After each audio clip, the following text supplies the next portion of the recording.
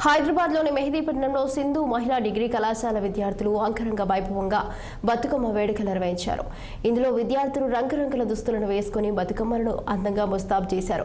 మరికొందరు చిన్నారులు అమ్మవారి పాటలకు నృత్యాలు చేసి అలరించారు. విద్యార్థుల ఆటపాటలతో ఆ ప్రాంతమంతా ఆహ్లాదకరంగా మారింది. విద్యార్థులకు సంస్కృతి సాంప్రదాయాల పట్ల గౌరవం అవగాహన కల్పించేందుకే ప్రతి ఏడాదిలాగా ఈ ఏడాది కూడా బతుకమ్మ నిర్వహిస్తున్నట్లు కాలేజీ యాజమాన్యం తెలిపారు.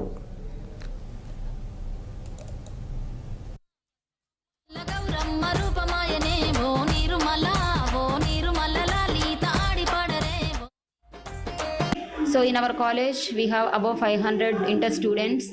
Our founder I Ramarao sir garu and president Venkata Chalpal sir. So they used to encourage us each and every moment. In our college we used to have all the cultural activities.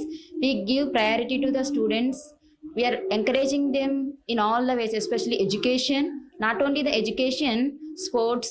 They used to participate in sports and cultural events. Everywhere they go and participate and used to get the prizes also. And especially today we are celebrating Sindhu family Batukamma celebrations. Every year we used to do this celebration in a grand manner. Not only this festival, we used to have all the festivals. ఈ రోజు మేము బతుకమ్మ సంబరాలని జరుపుకుంటున్నాము.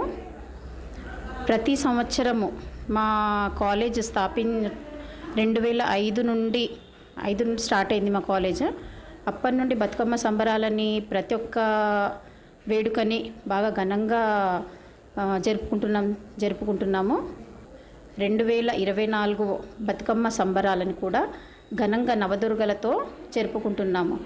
దీనికి మా యాజమాన్యము ఎల్లప్పుడూ ప్రతి వేళలా మాకు సహకారాన్ని అందిస్తున్నారు. ఎప్పుడు దేనికి కాదనలేదు. మళ్ళీ మా సింధు డిగ్రీ కాలేజ్లో కుల మత భేదాలు లేకుండా ప్రతి వేడుకని రంజాన్ అవ్వనివ్వండి, క్రిస్మస్ అవ్వనివ్వండి, మన తెలుగు సాంప్రదాయం సంబంధించిన పండుగలు అవ్వనివ్వండి ఘనంగా జరుపుకుంటున్నాము. నా పేరు వెంకటాచలపతి, సింధు కాలేజీ ప్రెసిడెంట్ను. సింధు జూనియర్ కళాశాల అండ్ డిగ్రీ కళాశాల 2004లో స్థాపించబడినది.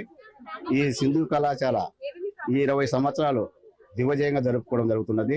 ప్రతి సంవత్సరము దసరా ఉత్సవాలు, సంక్రాంతి ఉత్సవాలు జరుపుకోవడం జరుగుతుంది. అలాగనే బతుకమ్మ పండుగ ఉత్సవం జరుగుతుంది. ఈ బతుకమ్మ పండుగ చరిత్ర 1000 సంవత్సరాలది.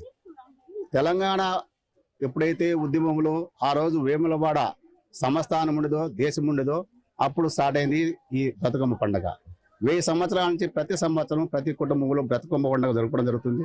ప్రతి కుటుంబంలో ప్రతి ఆడబిడ్డ కానీ ప్రతి కుటుంబం కానీ 100 100 ఏళ్ళు చల్లగా ఉండాలని ఆ దేవుణ్ణి ప్రార్థించుకుంటూ సెలవు తీసుకుంటున్నాను.